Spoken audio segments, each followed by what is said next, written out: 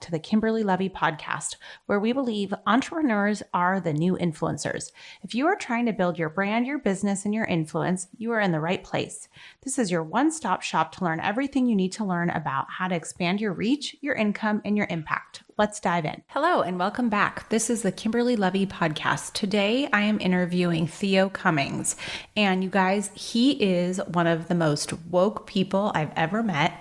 Theo is both a business and life coach, and he basically walks you through how to clear your old mental limiting beliefs and step into a new life of fulfillment and abundance and really rewrite your story in a way that allows you to just become your highest and best. And you guys, I kid you not, when I was re-listening to this episode, I actually took out my pen and paper and started taking notes. So I have a page full of incredible wisdom that Theo drops. So I'm so excited to share him with you and enjoy the episode. You know, you are so damn woke, and I just love you. I just want to tell you that there's something at a soulful level, Theo, that I'm very drawn to you. And thank you for being here, by the way. Oh, thank you so much. I received that. That means so much coming from you. So thank you. Thank you so much. So would you mind giving us a little bit of background on kind of how you grew up and where you ended up today and kind of some of those key steps or paths or challenges, anything kind of that has led you to where you are today? Because today I see a very bright, woke individual seeking alignment. You're of service, you're successful, you're free-spirited. There's so many wonderful qualities I see in you, but I'm sure that didn't come easy. So I'd love to hear a little bit about kind of your story and what led you to the point that you're at today. For sure. Well, for many of the years that I believe that a lot of this came from was my struggles in creating success. I mean, I worked so hard to become successful in music, and that was something that was so meaningful to me, because ultimately, just like most boys, is they want to make their dad proud. They want to make their whole family proud. And being one of four kids, music was the way that I connected with my parents to stand out, to get that attention that I wanted.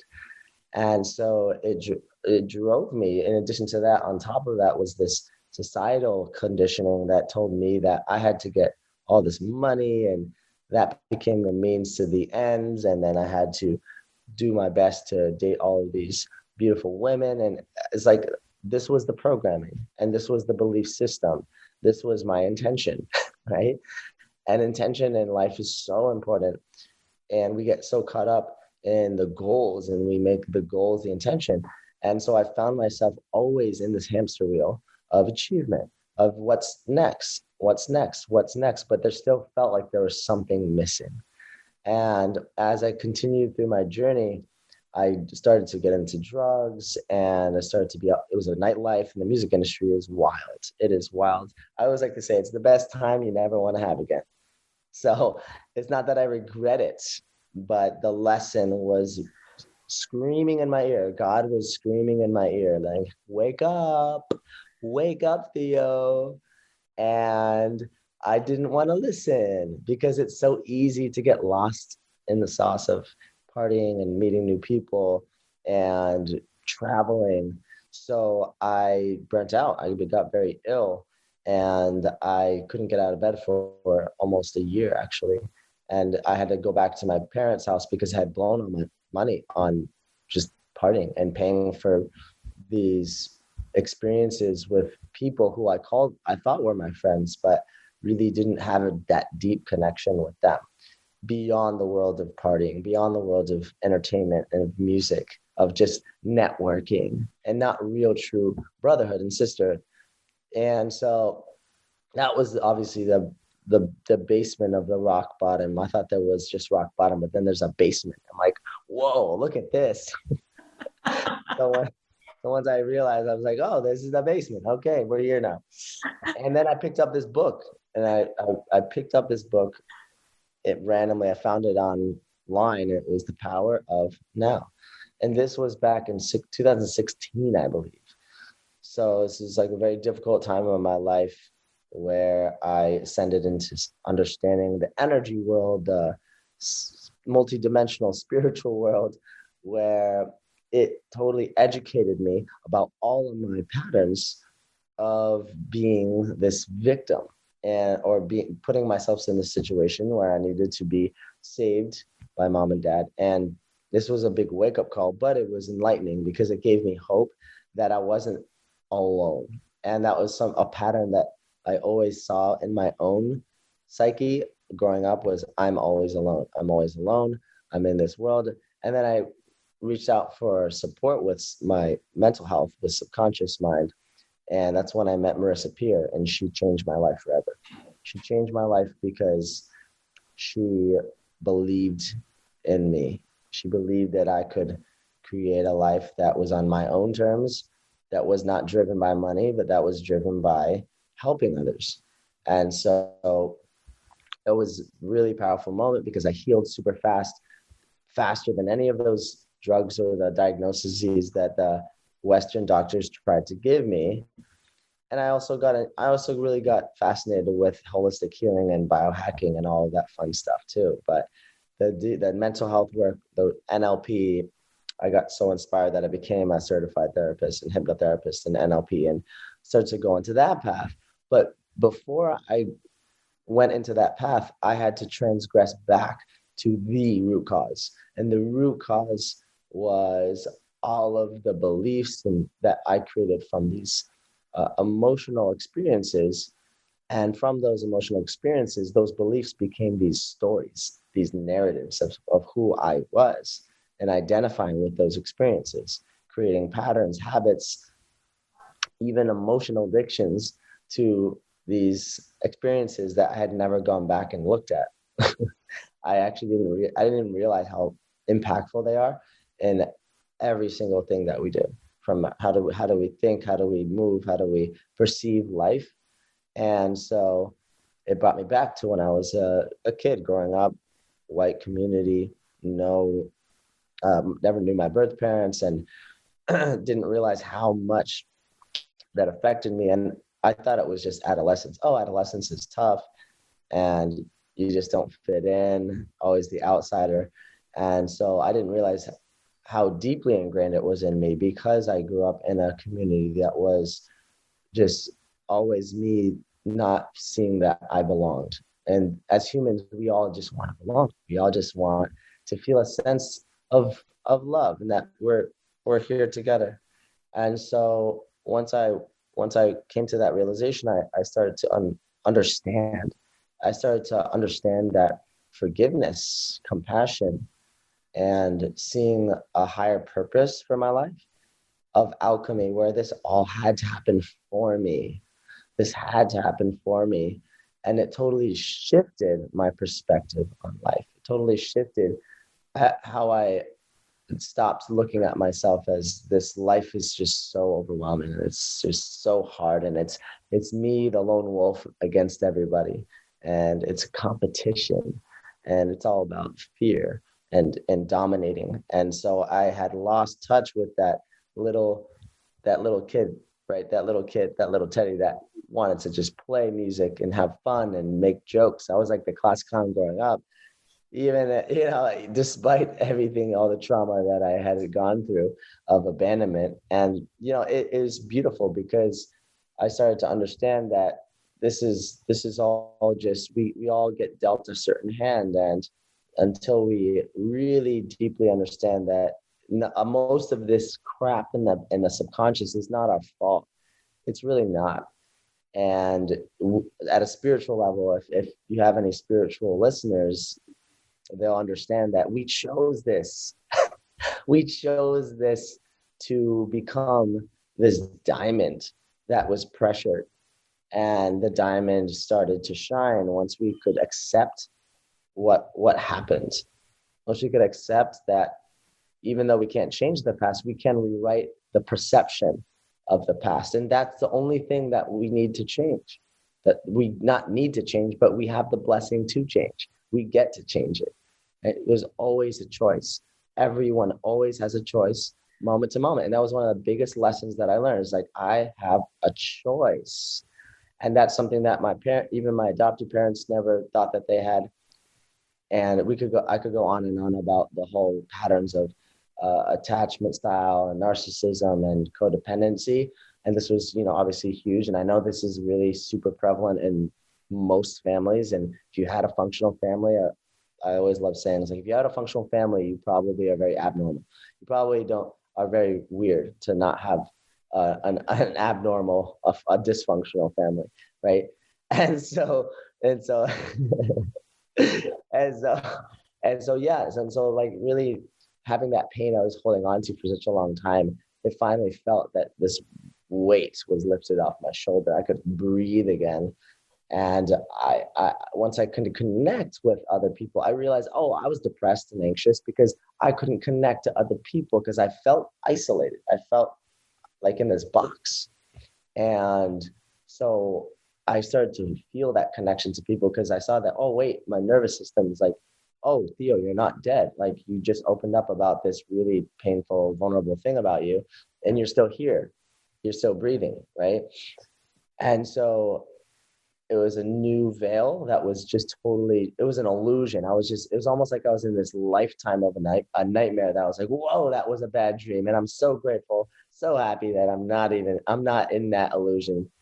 And, and then once I understood that, I was like, oh, okay, get it. More abundance started to show up in my life, more opportunities, more freedom, more internal freedom. And I started to become that coach that most people know me by, which is the life coach, the transformational hypnotherapist. And I really just became obsessed about this whole mindset thing that people talk about these days. And I started to coach executives as well. And throughout this whole experience, I found a lot of imposter syndrome. I really did feel like a fraud. I really did. I had a lot of flack from my family. Like, what are you doing, Theo? Who are you to be you get paid to coach people? Is that even real? And then I start questioning myself. I'm like, am I doing the right thing? Or am I just absolutely out of my mind? And I said, no, this feels so right. This feels so right in my heart, but my mind thinks it's wrong. And so once I felt that within me, I started to trust this strategy of the heart, and I started to practice that. And I keep learning every year that goes by, especially after so many coaches, like, they asked me, how did you build this multiple six-figure business? And I was like, I saw myself going back into like, okay, how can I get the most money? How can I? And then I said, wait, hold on a second, Theo. Theo, that it's so easy to teach people how to make money. You don't want to just be this like wealth coach or this, money coach. But then so many stories came to my mind, like, oh, is that like a glass ceiling? Is that just because you're too afraid to take this quantum leap, Theo? Or are you trying to become unconscious again and just be all about business? And I said, you know what? No, I feel that we can have both. We can have wealth, we can have spiritual alignment, we can have service to love, we can have compassion, we can have vulnerability, and still show up as leaders, because money is just a magnifier of who you are at the end of the day. And so I started to really create this brand where the healing was the secret. And I did my best to communicate that through my marketing. And I know if you do want to be successful in any entrepreneurial endeavor, you do get to learn marketing and sales. That's something you get to learn. Yay.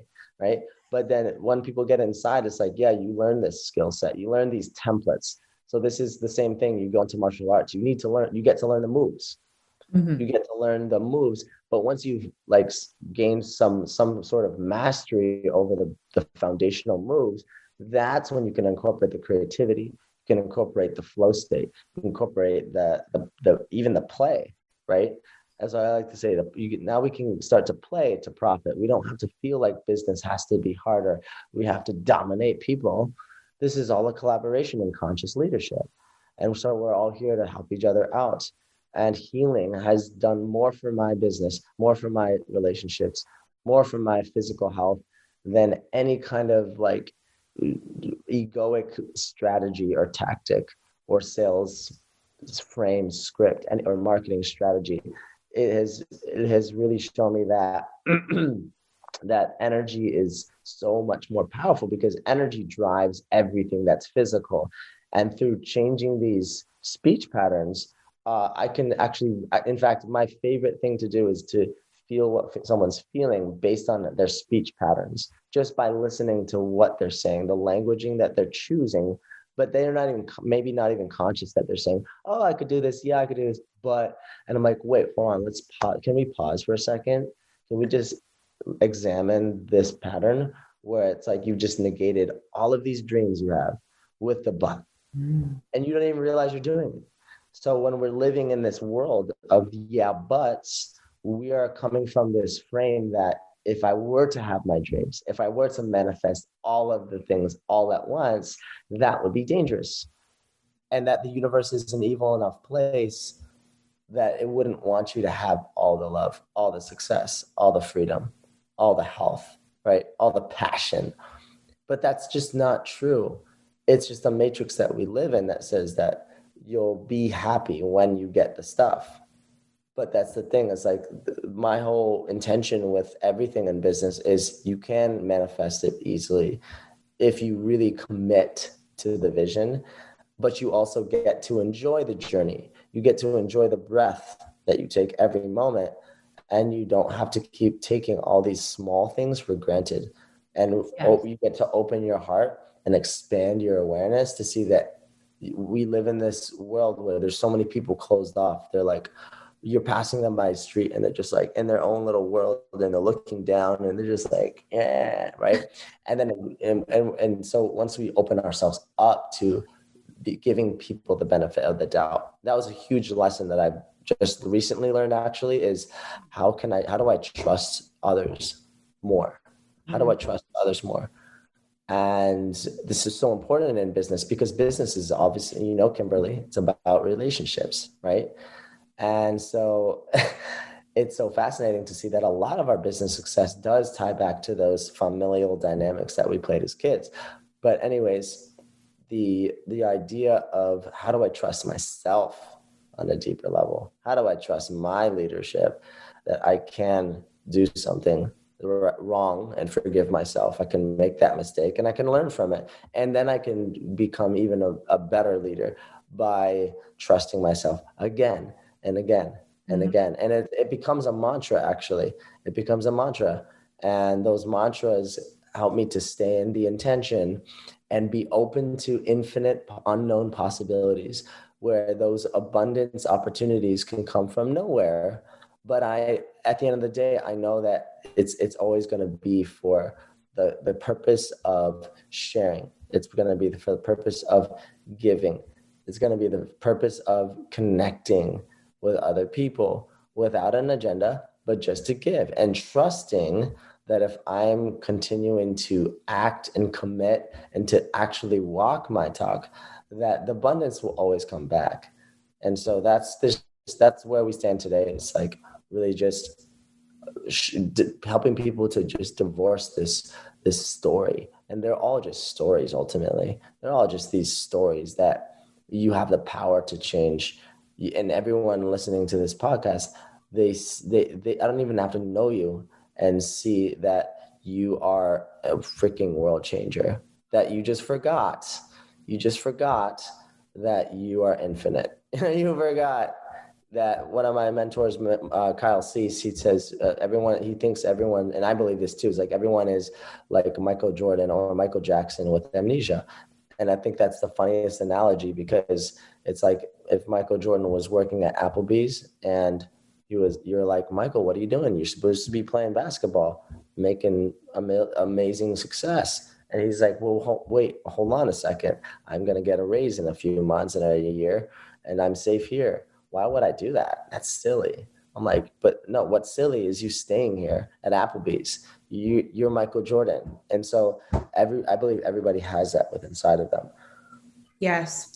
Theo, there are so many things you just touched on that my brain has actually exploded, because you talked about, attaching meaning and how we have the choice of what meaning we attach to events. And that awareness, I think, is a game changer in itself. And the fact that you talk about it being retroactive is interesting to me. You also mentioned, this idea of, what I see almost is that people are almost addicted to this false narrative or this framework that everything in life needs to be hard, right? It's almost like we're addicted to the struggle, and it doesn't need, you and I both know this, that it not only does it not need to be hard, but it shouldn't be hard if we're in alignment and if we're connected and of service and all of these things. The other thing you touched on was trusting others. So I have a question for you.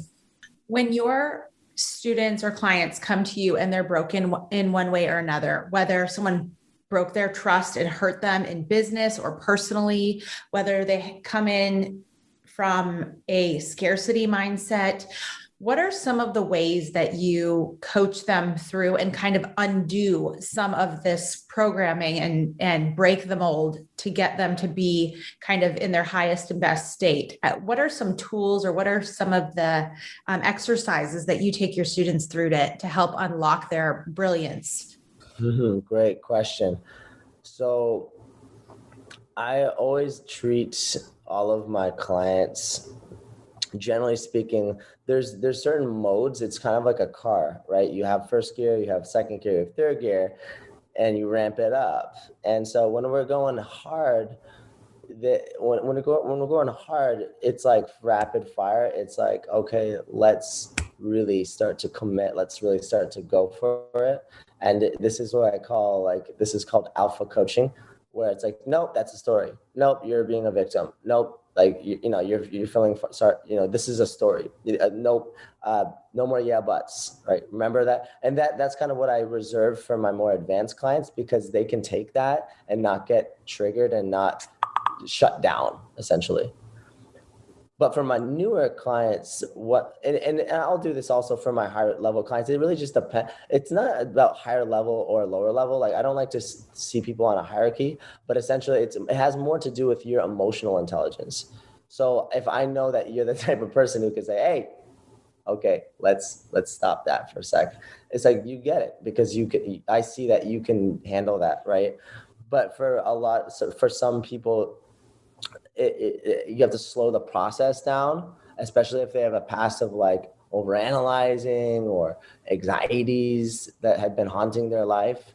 And so I know that a slower process is going to help them to learn. It's like when I was younger, I was a slow learner, and so it took me more time to like take in knowledge, and I would get in my own head if there was too much stuff coming at me at once, or if the teacher was too polarizing. I just wouldn't take it in. I shut down, right?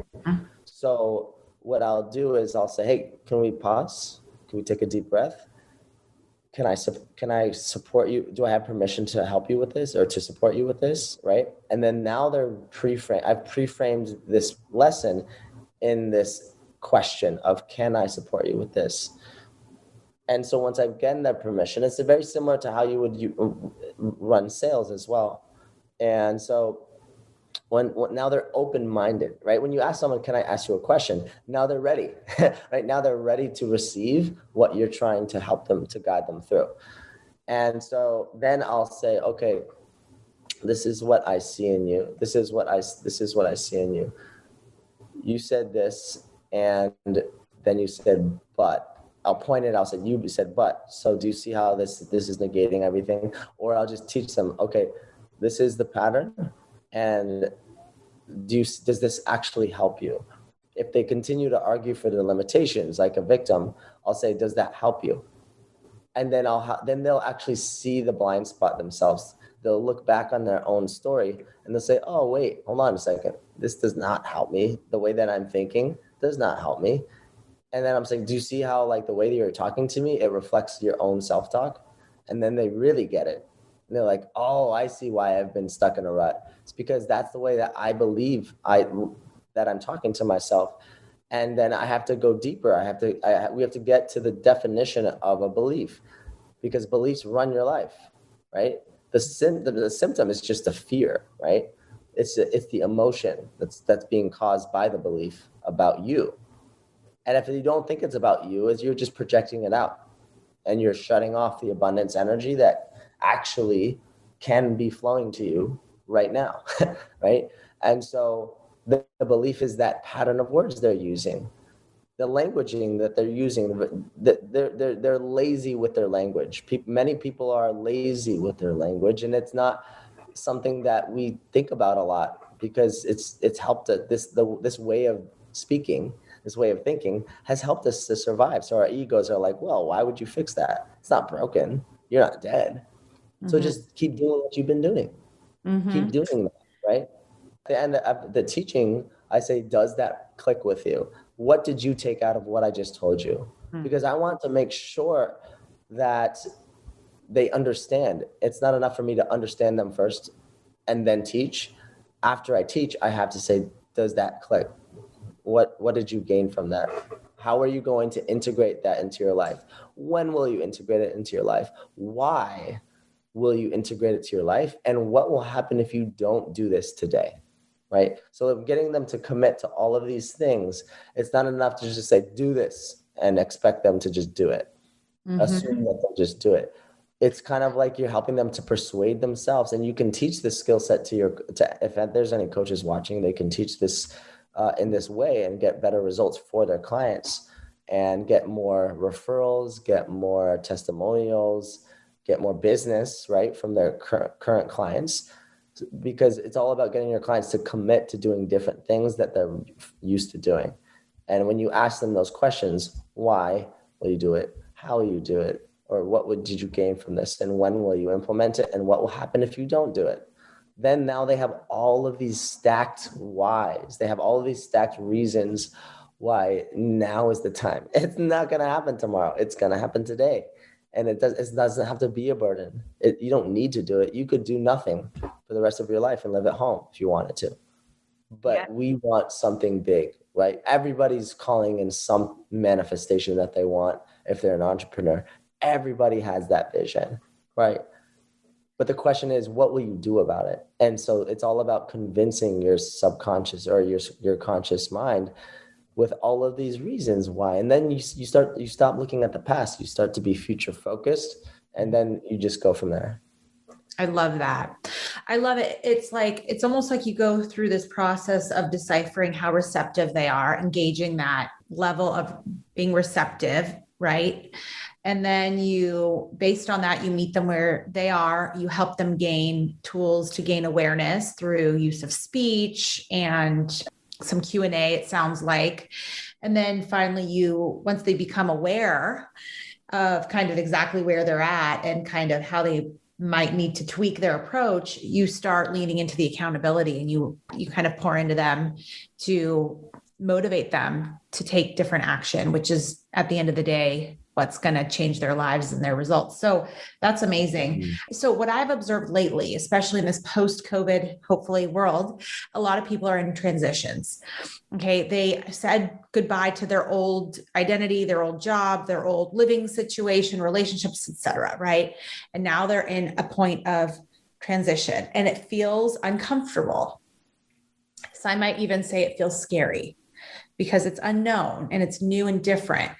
So say that you do have somebody that is receptive to change, and they're ready to create a new, I'll say, chapter, okay, a new story, a new season. What is maybe an exercise that they could do to gain clarity as to where they want to focus in on their energy and create that vision so that they can start getting to work? I love this question. Yeah, snaps. Okay, so this is a fun process. So this is called the fairy tale process, the story process, or it's the nightmare to fairy tale process. So we actually subconsciously make decisions based on all of these things that we haven't healed from the past. So if someone's in a big transition, I always recommend them to, and this is also a coaching strategy that I use as well to help our clients is, it's like, I want you to think about the last time that you felt hurt, right? I want you to think about the last time that you didn't feel understood or you felt undervalued, right? And just go back to that, right? Just be there, pretend like you're doing it. And we're not asking you to re-traumatize yourself. You're just looking at it like it's a movie screen, like you're just watching a movie. And then you feel what they felt, right? You have that compassion for them. And I'll even do this for them. Like I'll even tell them a story. I'll say, I was once in this place where I lacked self-confidence, self-esteem. I was always questioning myself. I had this perfectionist mentality. I always need to look good. I need to prove how awesome I was, when that was just like a facade. It was a mask that I was wearing. And I felt like, man, this is really hard to make this transition. And so once you kind of honor the things that we're afraid to reveal, because nobody wants to look weak, right? Let's be real. Nobody wants to look weak. And we believe that if we just keep it inside or we don't ask for help, that's weak. But actually, that's stronger. Asking for help is strength, right? And so once we paint that picture, we get, okay, now we have like a point of reference to see, okay, this is just one example of how these patterns have been showing up in my life, to the point where now I'm ready for a change, right? I'm ready for a new life. And that's more aligned with me. And so then I'm like, okay, this sucks. This sucked. This was in the past. It's because then once you get them to see something that's more in the past, then at least they're not able to be so overwhelmed by like what's happening now. So then like, okay, this is what happened. Okay, and these are all my fears of like, what if, and just go through that process of like, what if this worst case scenario happens? Okay, and then what? And then what? And then what? And then they'll realize, well, if the worst case happened, you'd still be okay. You'd still find something to do, right? And you wouldn't die. And then once you have this objection to, either investing into yourself, into doing something different, into spending more time doing things you actually want to be doing, or quitting that job, right? Then you'll say, okay, those are your fears. Okay, now I am aware of those fears. Okay, and then what is the thing that ultimately gets to happen for you? And that is always going to be choice. It's always going to be commitment. It's always going to be commitment. And this is also how you tell stories, right? This is how you become better at sales and become better at marketing, is you tell a story. The stories have changed civilizations for generations. This is how we learned information, is storytelling, right? And there's just something inside of our minds that just clicks and we get it. And so the reason why that is because it pulls out these emotions. And then once we say, okay, this needs to be committed to, I need to write it down, I get to manifest it. And this is the secret. It's like you get to speak it. And I've been speaking this into existence. I spoke my company into existence and I said, I'm going to be generate my first 20K month in this thing, right? Like when I was a life coach, and I was like, I'm going to manifest this result. And I didn't know how it was going to happen, but that was the whole secret, is we need to let go of needing to know how and get this perfectionist get ready mentality. You'll never be ready. And there's so many things that happened in 2020 that we plan to do that we never did. And there's so much bigger things, amazing things that happened in our lives that we had no clue were going to happen in 2020, right? So that just shows you that people are just learning the power of surrender. They're learning the power of trust yourself, trust that you're supported, right, by the universe, for all my woke people out there, right? And so you commit to that vision and you just literally mantra into yourself, it's manifested now. It's easy. And I'm committed to showing up every breath that I take into time blocking and showing that freak up, right?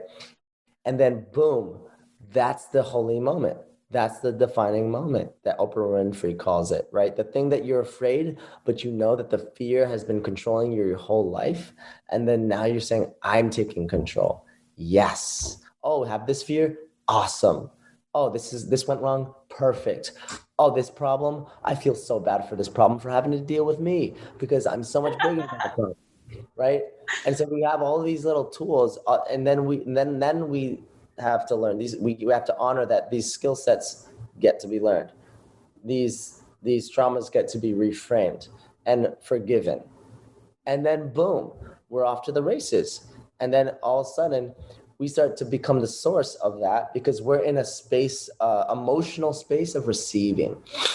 It's like we are acting as if we are that person who's feeling, thinking, behaving, eating, laughing, crying as that future version of themselves, tricking our nervous system into believing that we've already got there. And you can even do this with a friend. You can start talking about your future version, calling each other a year from now, so much gratitude, so much excitement, so much freedom and just happiness that like you did all the things that you said you were going to do and you got so much more than that, but you're pretending.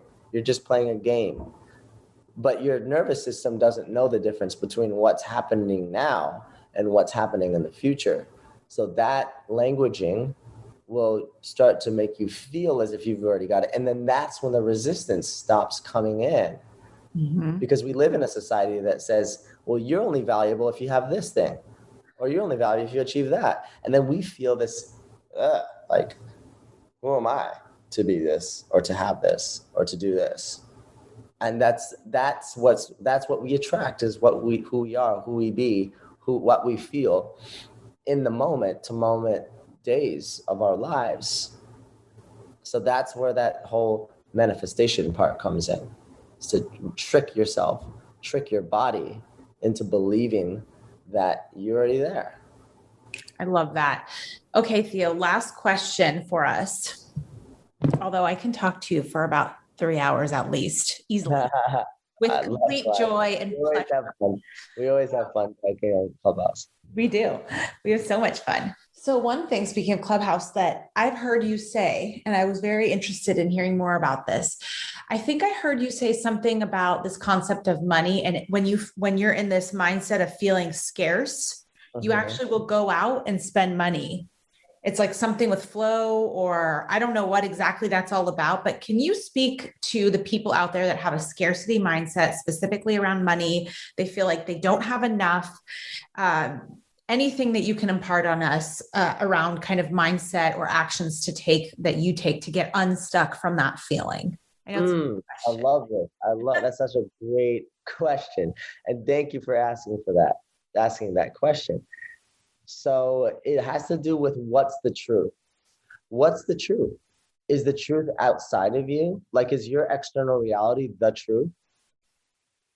Because if you think that that's the case, well, then you're always in lack. You're always in scarcity. You're always in fear. And you're waiting. That's the main core, is you are waiting to feel something.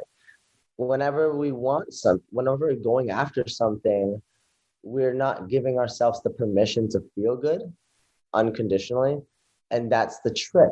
That's the whole trick. So what people can do is they can actually be super, super aware of when they catch themselves comparing themselves to other people. And they have to that mantra of, I'm stabbing myself by comparing myself. Okay, because we want to get rid of this pattern, don't we?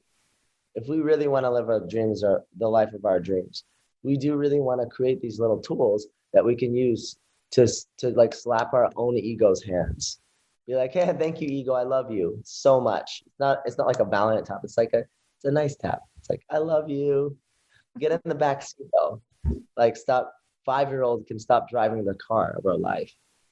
Like, get in the back, right? You don't have to go create these. We have to understand that all of these like patterns that the ego creates is ultimately a way to keep us safe by keeping us with what's familiar.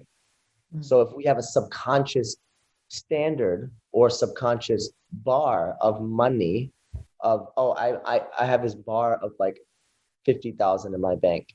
Well, if I go above that, well, then I'm going to spend until I get back down to that bar because that's what's familiar to me. That's what's safe to me, right? And that's why we spend the money because, again, we're putting the truth outside of ourselves. We're saying, oh, well, if I pay for this and that and this, then I'll not only will I be safe, but I'll also be proving that I'm valuable. And so that's what I mean when I say like, oh, people will overspend to feel safe because they're looking to get something outside of them to feel like they're good enough. Mm-hmm. Right. But it's so funny because you hear all these stories about these famous and wealthy people getting everything that everyone says they'll be happy when they get, or they'll feel great when they get. And they feel it for maybe 5 minutes. And then they're like, what? Wait, hold on. Wait, is there some kind of like trick here? I thought I was supposed to be fulfilled. So it's about fulfillment, really, really. It's like, yeah, sure, you deserve to be successful and abundant and wealthy, but are you really happy with the actions that you're taking every day? Because if you're not even happy with like what you're doing, then what are you gonna do? Just like buy stuff to look good, buy stuff to feel good, like to feed your ego? It's like, well, the truth has to come from within. Once the truth is here, you're truly in intention, right? You're like playing the game from a space of I'm worthy of losing it all and I can get it back because I am the abundance. The Mm. money in my bank account is not the abundance. I am the abundance. That's so important. And it all has to do with this conditioning of ownership. We say, oh, I own this, I own that, and now it's a part of my identity. If I lose this thing that I own, well, now part of my identity is broken. It's like I step on your lawn, Kimberly. If you were one of the people who believes they like own the thing, it's like I'm stepping on your face. It's like that. A lot of people feel that way about their possessions, and that's why they live in this egoic world of me versus the other, and this illusion of separation, and it makes our lives so complicated, so complicated. So complicated. There's so many people's perceptions to manage. Social anxiety, right? There's so many things that we want to get so we can feel like mom and dad can say, good job, son or daughter, right? But once we just get back into the simplicity of the heart, we're like, oh my goodness, I could be gone tomorrow. If I gave you a check for $500,000, but I said that you have to die tomorrow, would you take the check? Of course not. So living with this belief that time is infinite and we have scarce resources is actually wrong. We get to live in this moment of appreciation and abundance of the abundance that everyone has right now. They're just not actually just seeing that just because you don't pay for something doesn't mean it's actually valuable. And so then that's when you start to see that, especially in entrepreneurship, time is so much more important. And that's why decisiveness is so important. It's like, just decide, just do something, anything, anything. Because then you'll start to see, oh, I can just be present with Kimberly and I can ask her about her day and I can say, hey, how do you feel, Kimberly? Like, no, not like you're like, I feel good. Like, no, how do you really feel? Like, what's going on with you? Because we always say, oh, I'm fine. It's like, really fine. And if you want to live a more abundant life of love and connection and abundance, then really like be curious about people again. Ask them what is really going on. Open up that line of communication and don't just take that something at face value, because oftentimes it won't be the true emotion. It won't be what's really going on. It'll be this autopilot response. Right. So We're too busy for that connection. Yeah. Did that answer your question? Oh, yes. Oh, yes, honey, it did. I just want to say thank you and I love you and I appreciate you. And I want more of you in my life. I really do adore you. And by the way, I don't believe you're a slow learner. I think that you learn and digest. You probably think deeply about things. You probably have to go through a process of digesting and visualizing and consuming. I don't believe slow learner is at all the case. I think you're I was. completely brilliant. I think you are beyond brilliant. And I just appreciate you spending time with me today. So thank you. Well, thank you for that. I appreciate that. Yeah, it's always a process, and this work never ends. There's always patterns that I catch myself of when I'm just speaking in a way that's not helping me, and it's not serving me. And there's always ways that we can improve, but ultimately, right now is like the only moment that really matters. Like even just eating breakfast and just enjoying the breeze outside on a walk. It's like, that's epic. I'm just essentially like the only, if I could just tell people one thing on this podcast is how can we lower the bar to the levels of joy and appreciation and love that we feel like how can we do that, right? How can you do that? And one big way is meditation. One big way is to really just sit with the uncomfortableness of sitting still and actually just watch all the things, all of the struggles in your life start to fade away. So that's the last thing that I wanted to I love leave. that. Thank you for leaving us with that, Theo. I appreciate you. That was beautiful. All right, that is it for today. Now, as you know, some of our best conversations actually happen after the show. So I want you to find me on Instagram at Kimberly Lovey and let me know your thoughts about today's show. You can screenshot this episode and let us know what your biggest takeaway was and tag me at Kimberly Lovey and we can share it on our stories. I will see you again, same time, same place next week.